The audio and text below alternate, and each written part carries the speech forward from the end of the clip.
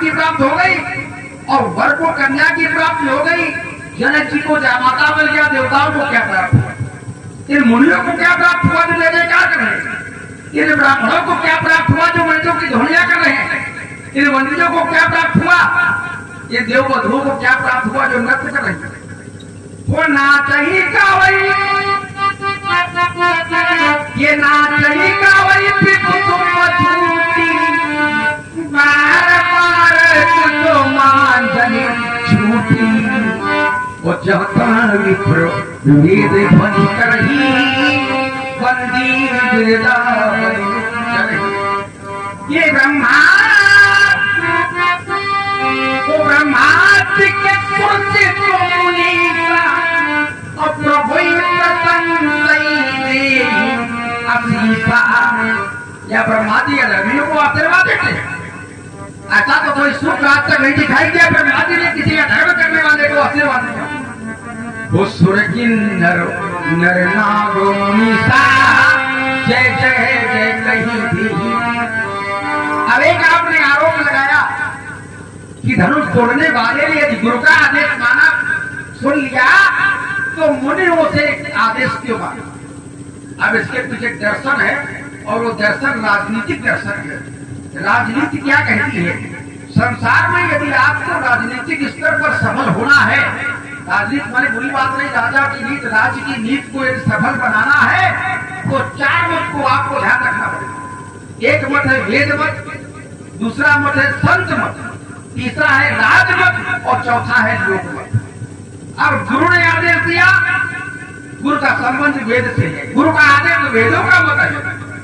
अब बचा क्या राजमत, तो राजा जनक ने तो प्रतिज्ञा ही करवाई है, तो राजमत धनुष तोड़ने वाले के पक्ष में है क्योंकि वो चाहते धनुष टूट जाए। गुरु जी ने कहा राज वेदों का मत धनुष तोड़ने वाले के पक्ष में है। अब दो मत बचे, संत मत और लोक मत। संत मत अर्थात मुनियों का मत, ये मुनि समाज क्या है, संतों का मत है। हमारे गुरु आश्रम में धनुष तोड़ने वाले के लिए नहीं कि एक गुरु ने आदेश दिए सबका मान लिया जाए, संतों का मत नहीं जानना आवश्यक है। आपने यदि केवल वेद मत का सहारा लिया, संतों का मत छोड़ दिया तो कहीं न कहीं आप अटक जाए। और जिसने राजमत, वेद मत और सत्य मत को अपना लिया तो लोक मत को अंततोगत्वा उसके साथ आना पड़ा और आना पड़ा। जब धनुष तोड़ने वाले ने गुरु का आदेश मान लिया, धनुष तोड़ने वाले ने मुनियों से आदेश प्राप्त कर लिया, तीनों मत साथ में हो गए तो लोक मत भी साथ हो गया। राजाओं ने भी धनुष तोड़ने का प्रयास किया था पर राजाओं के साथ केवल राजमत था, अर्थात राजा धनुष तोड़ने के लिए उठे तो प्रतिज्ञा किसकी सुनी, राजा की प्रतिज्ञा थी, राजा जनक की प्रतिज्ञा सुनी। उन राजाओं ने कभी गुरु का आदेश नहीं प्राप्त किया, उन राजाओं ने संतों का आदेश प्राप्त नहीं किया, इसलिए लोकमत भी उनके साथ खड़ा नहीं हुआ। लेकिन धनुष तोड़ने वाले ने राजा की सहमति जो थी, क्योंकि राजा ने आदेश दिया था, राजा ने प्रतिज्ञा करवाई थी कि सोई पुरारी को चंद्र कठोरा राज समाज आदि पूरा त्रिभुवन से समेत बैदेही विरही विचारो बरहटी।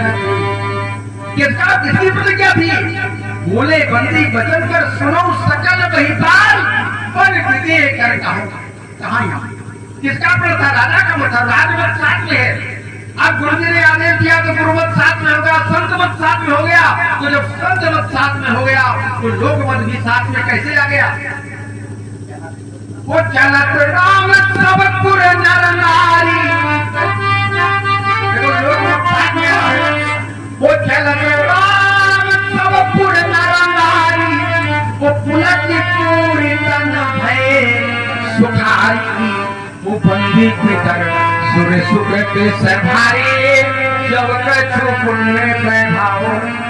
ये सारा समाज धनुष तोड़ने वाले के पक्ष में हो गया और मना किसको रहा है कि मन ही मन मनाओ भगवानी। धनुष शंकर जी का है तो किसको मनाएगा, वो मन ही मन मनाओ भगवानी, वो प्रसन्न महेश भवानी, गणनायक वरदायक को देवा, आज लगेगी दूर सेवा। तो बार बार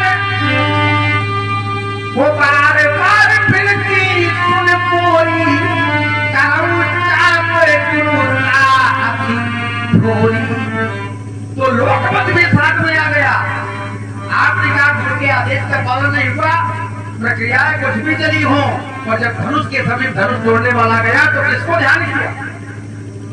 किसको ध्यान किया? क्या मुनियों का ध्यान किया? क्या राजा का ध्यान किया? जब धनुष उठाने की बात आई, बारी आई, तो किसका ध्यान किया? वो गुरु ही प्रणाम, गुरु ही प्रणाम मुने मन कीन्हा, आशीर्वाद हो उठाई धन लीन्हा। गुरु को भी प्रणाम किया।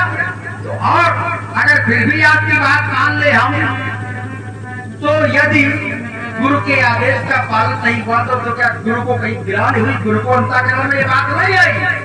लेकिन गुरु शिष्य के बीच संबंध कैसे बिगाड़े जाते हैं, ये इनसे गुरु को कोई आपत्ति नहीं है इन बातों में कि तुमने काहे मांग लिया मुनियों से आदेश जो हमने दे दिया था, लेकिन महामुनि जी को बहुत बड़ी आपत्ति है। तो ये आप जो घर फोड़ने वाला काम कर रहे हो ना, ये हमारे घर में नहीं चलने वाला है। क्या हम समझ रहे हैं राजा है, राजा का और ये फरसा, देखो फरसा तो लोहे का है, और अगर आप कहते हो हित की बात है तो इतने लोहे से इतनी पट्टी मिलेगी कि हम पूरे पिछला के बाल को पट्टी खिला देंगे। तो इससे बड़ा हित क्या होगा? पुराना लोहा है, एक और बता दिया, घर में चाहे जितना मिष्ठान भरा रखा हो, लेकिन पुराना लोहा बेचकर पट्टी खाने का जो आनंद है वो मिष्ठान से नहीं आता। जैसे घर में भोजन हर व्यक्ति रोज करता है, लेकिन कभी कभी बाग में जाकर लोग भोगिया बना के खाते हैं, तो वो आनंद जो आता है घरवाले से। लेकिन आपको क्या पता इसका? इसलिए मैं बता दूं आपको, ये देख के त्योहारों को यो सब हो तो मैं यार में जमरा लगाऊं, मैं छीन के उठाला, मैं खाना धरो सभी आज के को बोला इब्राहिम चाहे के बेटावत हो रहा है, चाहे तो